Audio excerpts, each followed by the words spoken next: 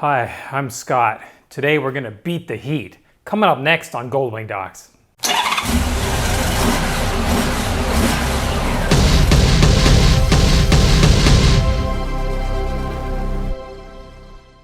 So I just returned from a 6-day ride on this 1500 right here.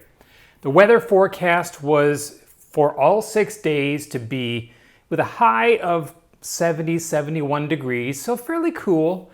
And they were forecasting some rain on the trip back, so I did bring my rain gear with me.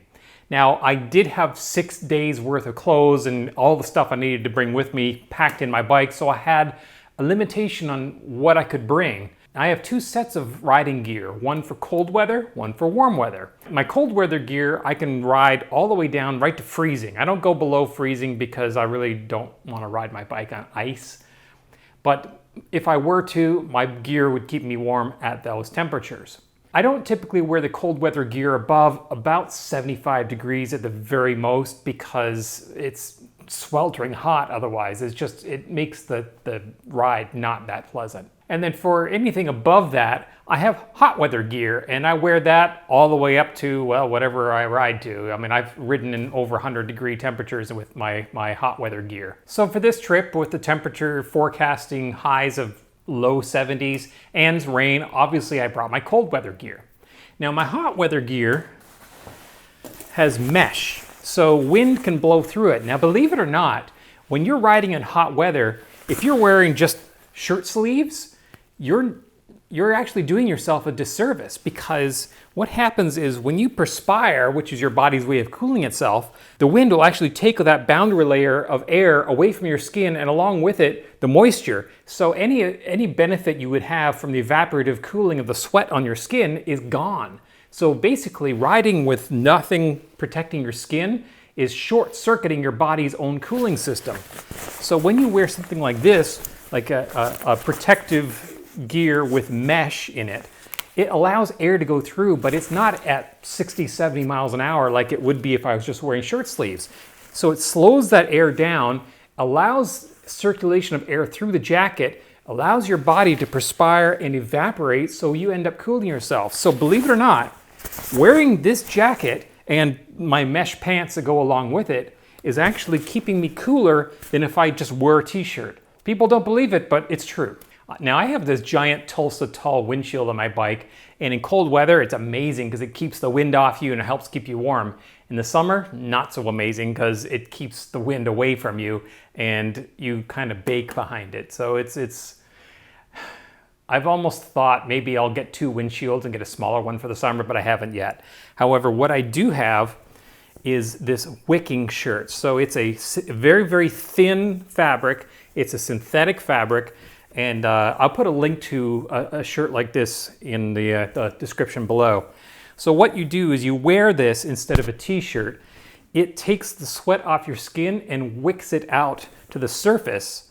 And the air coming through the mesh jacket then picks up that perspiration. And instead of drying quickly off your skin, it allows it to take more time and cools you better. So actually wearing this long-sleeved wicking t-shirt underneath my mesh gear actually keeps me cooler than if I were just wearing a t-shirt or nothing at all. So back to my story. The ride to my destination was about a 7-hour ride. When I got there, it was probably low 60s. It was the most beautiful weather. It was sunny. The highest temperature I saw was probably about 70. Just beautiful ride. Enjoyed every minute wearing my cold weather gear. Nice, warm, and in 70-degree weather, just beautiful. No problems at all. I was supremely comfortable. Not so comfortable on the trip home. The original forecast was 71 degrees. The actual temperature for the majority of my 7-hour ride home was 91 degrees.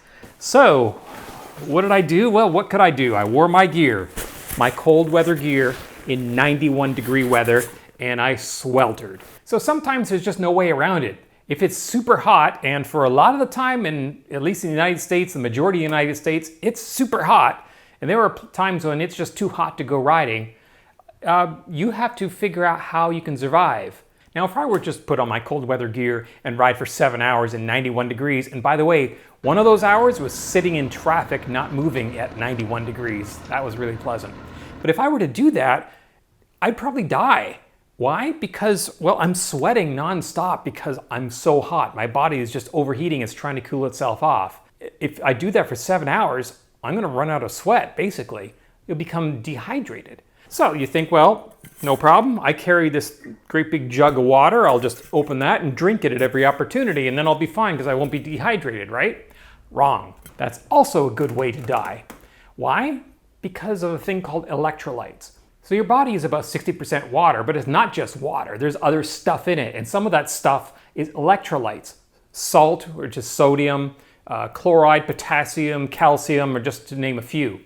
Now, these electrolytes, as you can probably tell by the name, electro, assist in the conduction of electrical signals in your body.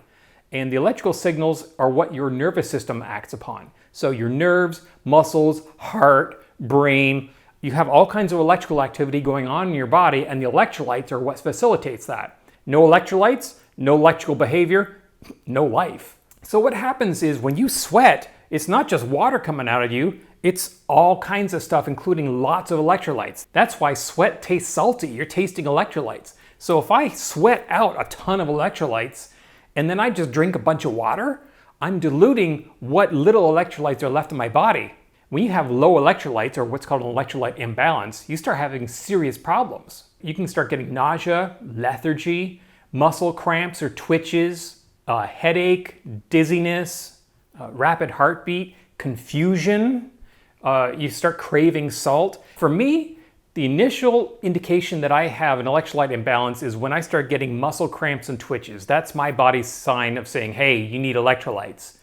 If you get to the point where you're starting to feel confusion or dizziness, that's a medical emergency. You need to be calling 911 or getting to a hospital. You can die from that. Now, if you drink lots of water with no electrolytes, you can get the exact same thing. You may have heard about a woman who tried to win a radio station contest by drinking water, and she got what's called water toxicity, which is exactly the same thing. You drink so much water that you dilute the electrolytes, you have an electrolyte imbalance, you basically, not enough potassium. Potassium is what conducts electricity to your heart. Her heart stopped. She died. Now you have to be careful because a lot of those symptoms also apply to heat stroke. Now heat stroke is when your core body temperature gets so high that your body is no longer capable of regulating it.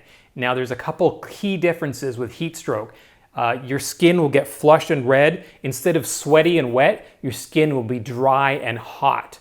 You'll get lethargic, you'll get dizzy, you'll get confused.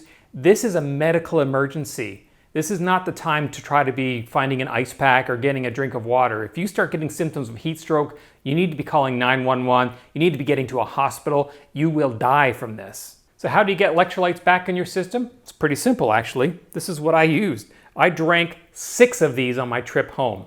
Liter bottles of Gatorade Zero. And I like the Zero one because it has no sugar, so you aren't filling up with carbohydrates. The carbohydrates are not necessarily bad, but this is an awful lot of sugar, especially if you're drinking 6 of these in a 7-hour period. So basically, every time I started feeling thirsty, which is my initial indication of dehydration, it should be your initial indication of dehydration, I would pull over, pull out one of these, down the whole bottle. At one point, when I started craving salt, when I stopped for gas, I went inside and I bought a bag of chips and I ate the bag of chips because I could tell my body was craving salt. That's basically, listen to your body. If you start craving salty things and you're hot and sweaty, it's your body's way of saying, hey, dummy, electrolytes, get some in you. So there are lots of electrolyte solutions. I tend to use these just simply because you can buy them at any gas station. Pedialyte is another good one. You can buy it at any drugstore. Even just eat a banana. It's full of potassium. So a banana and a bag of chips along with some water, just as good as drinking a bottle of Gatorade or any other electrolyte solution. I've noticed that as I've gotten a bit older, my body has become less tolerant of being dehydrated. It takes less for me to get dehydrated. The symptoms, particularly muscle cramps, are more severe when I do allow myself to get dehydrated. to the point where I end up just keeping a bottle of Gatorade around pretty much all the time, because sometimes when I don't realize I've gotten dehydrated and all of a sudden I'll get the muscle cramps. Now it's too late. So now I'll down a bottle of Gatorade just to get my electrolyte balance back to where it should be. And pretty much always that will get rid of the muscle cramps. Another topic while we're talking about heat, you can very easily give yourself severe burns when riding in hot weather. How? Well, think about it. Your engine puts out a lot of heat. In order to get rid of it, you have radiators. So you have air that is the ambient temperature, goes through the radiator. The radiator is hotter, so it dumps heat into that air and then exhausts it overboard. So it raises the temperature of that ambient air a certain amount. If the ambient air coming in is, say, 40 degrees Fahrenheit, and then it goes through the radiator, gets raised up by 40 degrees and comes out 80 degrees, no problem. I mean, 80-degree air, it's probably quite comfortable. Now think about it when it's 95 degrees. You have 95-degree air going in there. It goes through the radiator, comes out 135 degrees. You have 135-degree air blowing directly on your legs for any amount of time, you will get burned very badly. You may have heard of people who've ridden through the desert and afterwards their legs are red and itchy. It's not that they got some kind of rash, it's a serious 2nd or 3rd degree burn. So again, protect yourself. Don't wear shorts.